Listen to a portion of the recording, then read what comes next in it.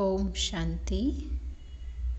आज के प्रातः मुरली बाप दादा मधुबन।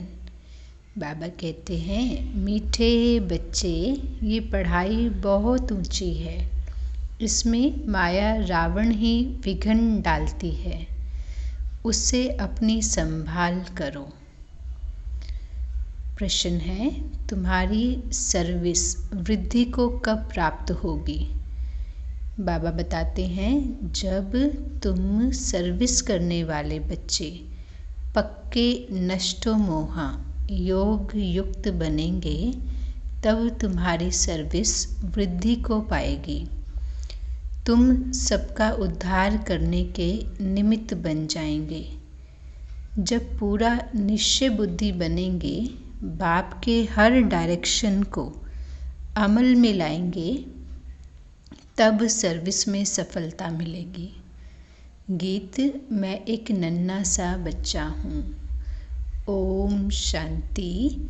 शिव बाबा आकर छोटे छोटे बच्चों को ही समझाते हैं। कोई छोटे हैं, कोई मीडियम हैं, कोई बड़े हैं। बड़े उनको कहा जाता है जो ज्ञान को अच्छी रीति समझ और समझा सकते हैं। जो नहीं समझा सकते हैं, उनको छोटा बच्चा कहा जाता है। छोटा बच्चा तो फिर पद भी छोटा। यह तो समझने की बात है। मनुष्य पानी में स्नान करते हैं, कुंभ मेला मनाते हैं। अभी कुंभ माना संगम युग। संगम का मेला तो है एक ही बड़े ते बड़ा, जिसको ज्ञान सागर परमात्मा और ज्ञान नदी आत्माओं का मेला कहते हैं।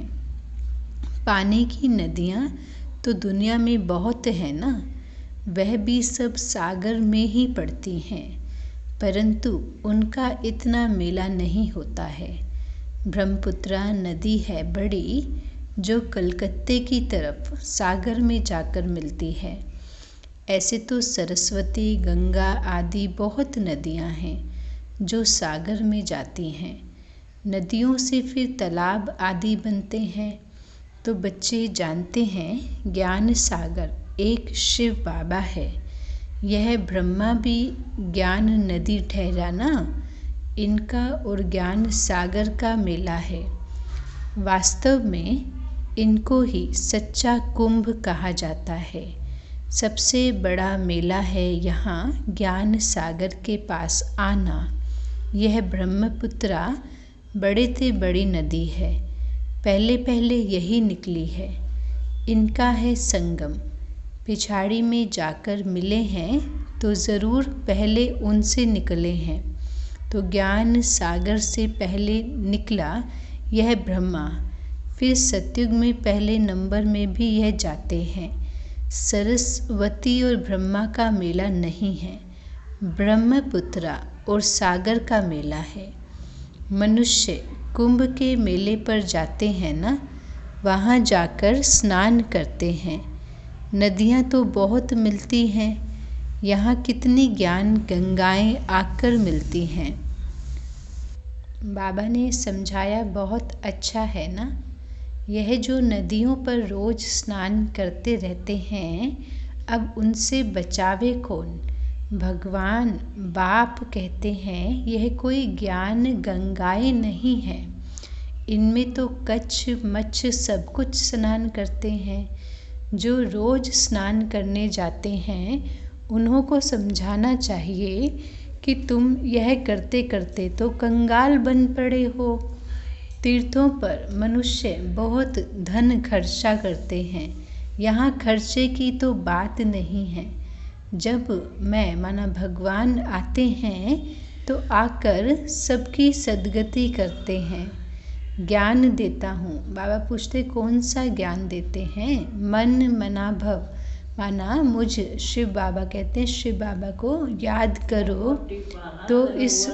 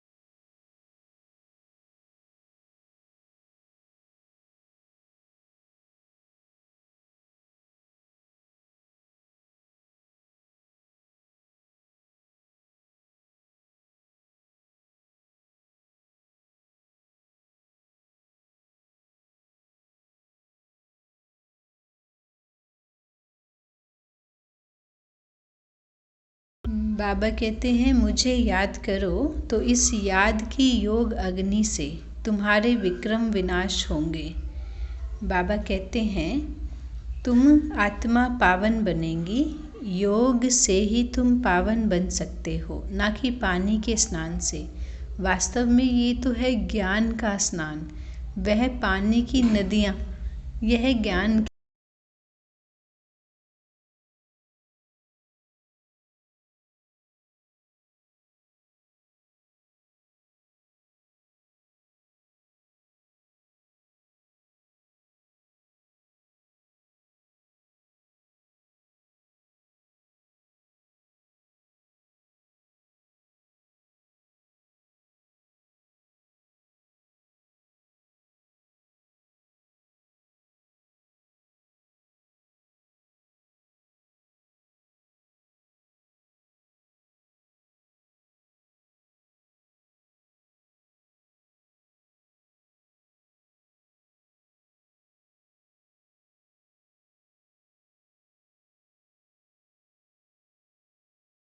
यह ज्ञान की नदियाँ, इसमें सिर्फ बाबा को याद करना है।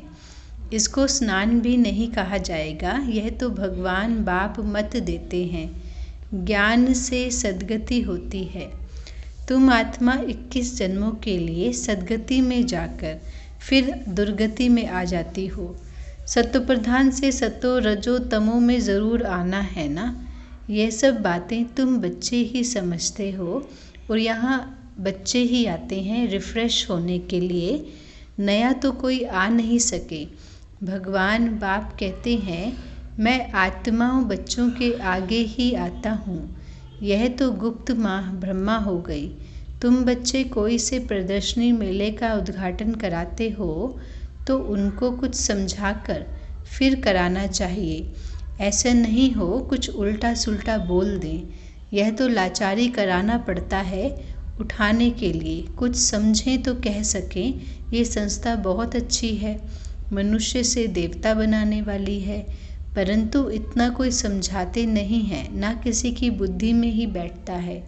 जिन जिन से उद्घाटन कराया है उन्होंने कोई बात समझी नहीं है, कोई को भी निश्चय नहीं हुआ। इतने जो आए उन्होंने भी किसको सैमी निश्चय कहेंगे। जो भी फिर आकर कुछ न कुछ समझने की कोशिश करते हैं। हजारों समझने के लिए आते हैं, उनमें से 5-7 ही निकलते हैं। तब कहा जाता है कोटों में कोई। जब कोई प्रदर्शनी मेला आदि करते हैं ना तो 5-6 निकल आते हैं, नहीं तो मुश्किल कभी कोई आता है। अक्सर करके पुराने ही आते रहते हैं। उसमें भी कोई को तो आधा निश्चय होता है, कोई को चौथा, कोई को 10%। वास्तव में स्कूल में तो पूरा निश्चय बगैर तो कोई बैठ नहीं सकता। निश्चय हो तो समझे बैरिस्टर बनना है तो इम्तिहान ज़रूर पास करना है। यहाँ तो संशय बुद्धि भी आकर बैठ जाते हैं, समझते हैं धीरे धीरे निश्चय हो जाएगा कि मनुष्य से देवता बनते हैं। यहाँ निश्चय होने के लिए बैठते हैं ना, फिर चलते चलते टूट भी पड़ते हैं। 4-5 वर्ष पढ़ते पढ़ते फिर संशय भी आ जाता है तो निकल जाते हैं। यह पढ़ाई तो है बहुत ऊंची और उसमें माया रावण के विघ्न पड़ते हैं ना। माया समझने नहीं देती है। माया बच्चों की पढ़ाई में विघ्न भी डालती है ना। ये स्कूल बड़ा वंडरफुल है। दिलवाड़ा मंदिर भी कितना अच्छा यादगार बना हुआ है। वह तो है जड़ मंदिर जो स्वर्ग स्थापन अर्थ होकर गए हैं। जगत अम्बा जगत पिता और उनके बच्चे उन्हों के ही जड़ यादगार बनते हैं। जैसे शिवाजी आदि सब चेतना में थे ना, अब उन्हों का यादगार है। अभी जगदम्बा और जगत पिता चैतन्य में आए हैं। 5000 वर्ष के बाद फिर वही एक्ट करेंगे जो उनके चित्र निकलेंगे। पहले तो ज़रूर चित्र नहीं होंगे ना, यह सब चित्र आदि खत्म हो जाएंगे, फिर पहले चित्र बनने शुरू होंगे। यादगार भी तो पहले शिव बाबा का ही बनेगा, फिर उनके बाद त्रिमूर्ति ब्रह्मा विष्णु शंकर का, फिर जो तुम अभी सेवा कर रहे हो उनके भी निकलेंगे। सब पतित पावन को याद करते हैं, परंतु समझते नहीं हैं कि हम ही पतित हैं। वास्तव में सच्चा ज्ञान यह है जिससे सद्गति मिलती है। ज्ञान तो गुरु के द्वारा ही मिलता है ना। पानी की नदियाँ कोई गुरु थोड़ी ही है। ये सब अंधश्रद्धा की बातें हैं। ऑक्यूपेशन समझने के बगैर कुछ भी पा नहीं सकते। ऐसे नहीं दर्शन करूं, ये सब फालतू है। बाबा कहते हैं दर्शन की कोई बात नहीं है, ये तो कोई नए से मिलना पड़ता है, क्योंकि बड़े का बड़ा आवाज़ निकलता है ना। परंतु फिर देखा गया है बड़े लोग आवाज़ नहीं कर सकते, गरीब कर सकते हैं। हाँ, कोई ज्ञान धन में साहूकार हो जाए तो आवाज़ कर सकते हैं। यह पानी की नदियों में तो स्नान करते ही आए हैं। इस गंगा के स्नान से सद्गति नहीं मिल सकती है। पतित पावन सद्गति दाता तो एक ही बाप है ना। वह आकर सर्व आत्माओं की सद्गति करते हैं। भगवान बाप कहते हैं सद्गति तो 1 सेकंड में मिल सकती है। श्रीमत कहती है मुझे याद करो तो अंतमति सो गति हो जाएगी। इसको फिर योग अग्नि भी कहा जाता है, जिससे विक्रम विनाश होंगे। इसीलिए भगवान बाप कहते हैं मुझे याद करो तो एवर हेल्दी बनेंगे। फिर मैं हूँ ही स्वर्ग स्थापन करने वाला। इस चक्र को याद करने से तुम चक्रवर्ती राजा बन जाएंगे। बाप और वर्षे को याद करो। अभी हम आत्मा को वापस जाना है ना बाबा के पास। कल्प कल्प बाप एक ही बार आकर सद्गति करते हैं। वह सर्व के सद्गति दाता हैं। तुम किसी की सद्गति नहीं कर सकते हो तो शिव बाबा से ये सच्ची ज्ञान की गंगा निकली है ना। शिव काशी विश्वनाथ गंगा, वह फिर पानी की गंगा को समझ लेते हैं। उनको समझाना चाहिए तुम योगयुक्त होंगे तो तुम सर्विस भी कर सकेंगे। नष्टो मोह, अच्छी योगिन जो होगी वह पूरी सर्विस कर सकेगी। पिछाड़ी में तुम्हारी बहुत सर्विस होगी। साधुओं आदि का भी तुम्हें उद्धार करना है ना। उन्हों को समझाना है सद्गति दाता एक ही है। वही कहते हैं अब तुम मेरे को याद करो तो मेरे पास चले आएंगे। मुक्ति तो 1 सेकंड में मिल सकती है। मुक्ति के बाद जीवन मुक्ति तो है ही ना। ये बड़ी समझने की बातें हैं। ऐसा नहीं है कि सबको एक जैसी धारणा हो सकती है। नंबरवार पुरुषार्थ अनुसार धारणा होती है। पॉइंट्स बहुत अच्छी हैं। पॉइंट्स भी धारण हो तो नशा भी चढ़े। बाबा बहुत सहज तरीका बताते हैं। फिर भी कोई लिखते हैं बाबा कृपा करो, बाबा शक्ति दो, तो बाबा समझ जाते हैं यह तो भक्त बुद्धि है। भगत तो ढेर हैं और सब गाते हैं पतित पावन आओ। याद तो भगवान को सब करते हैं ना। कहते हैं ओ गॉड फादर, परंतु समझते नहीं हैं तो मर्सी कृपा फिर कैसे होगी। वास्तव में त्रिमूर्ति है यह। ऊपर में शिव बाबा, फिर ब्रह्मा कुमार कुमारियाँ तो यहाँ मौजूद हैं। स्त्री पुरुष दोनों कहते हैं हम ब्रह्मा कुमार कुमारी हैं, तो दोनों भाई बहन हो गए ना। तुम भी प्रजापिता ब्रह्मा की संतान थे, परंतु अभी नहीं हो, जानते ही नहीं हो। गाते तो हैं हे परमपिता परमात्मा, प्रजापिता ब्रह्मा के द्वारा मनुष्य सृष्टि रचते हैं, तो ज़रूर पहले ब्राह्मण धर्म होगा ना। जब सृष्टि रची जाती है तब ब्रह्मा कुमार कुमारियाँ होते हैं। फिर उस धर्म की स्थापना होकर अनेक धर्मों का विनाश हो जाता है। इस समय तुम ब्रह्मा कुमार और कुमारियाँ हो, फिर तुम बनेंगे देव कुमार और देवी कुमारियाँ। फिर कभी विष्णु कुमार, कभी क्या जन्म लेते हो और बनते ही रहते हो। अभी हो तुम ईश्वरीय कुमार, फिर दैवी कुमार। बाद में देखो नाम भी कैसे कैसे रखते हैं, बसरमल, बैंगनमल आदि। सतयुग में ऐसे नाम नहीं होते हैं। अब तुम्हारे नाम कितने रमणीक बाबा ने भेजे हैं। तुम बच्चों को अभी बाबा के डायरेक्शन पर अमल करना चाहिए। तुम्हारी सौदागरी भी बेहद की है ना। बड़ा सौदा करेंगे तो बड़ा पद भी मिलेगा। 21 जन्मों के लिए बहुत करके गरीब अबलाएं ही अच्छा वर्षा पाती हैं, धनवान नहीं पाते हैं। धनवानों में फिर भी स्त्रियां कुछ पाती हैं। पुरुषों का तो पैसे में ही ममतत्व रहता है, मेरा मेरा करते रहते हैं। लौकिक बाप के वारिस तो बच्चे ही बनते हैं। यहाँ तो भगवान बाप कहते हैं, मेल हो चाहे फीमेल, दोनों ही वारिस हैं, दोनों ही वर्षा पा सकते हैं। देखा जाता है माताएं जास्ती वर्षा पाती हैं, इसीलिए शक्ति नाम गाया हुआ है। कन्याएं माताएं अच्छा पद पाती हैं, इसीलिए बाप को कन्हैया भी कहा जाता है। यह दिलवाड़ा मंदिर तुम्हारा पूरा यादगार है। समझाने से बड़ा नशा चढ़ना चाहिए। तीर्थों पर और ही जास्ती सर्विस हो सकती है। अभी तो पॉइंट्स बहुत मिली हुई है। सदगति तो ज्ञान सागर से ही होगी ना कि पानी से। सदगति दाता गीता का भगवान ही है। अच्छा, मीठे मीठे सिकिलधे बच्चों प्रति माता पिता बाप दादा का याद प्यार और गुड मॉर्निंग। रूहानी बाप की रूहानी बच्चों को नमस्ते। हम रूहानी बच्चों की मीठे रूहानी बाबा को नमस्ते बाबा, शुक्रिया बाबा।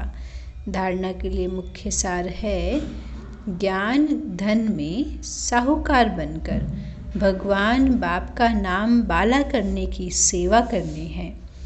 पूरा निश्चय बुद्धि बनना है, किसी भी बात में संशय नहीं लाना है।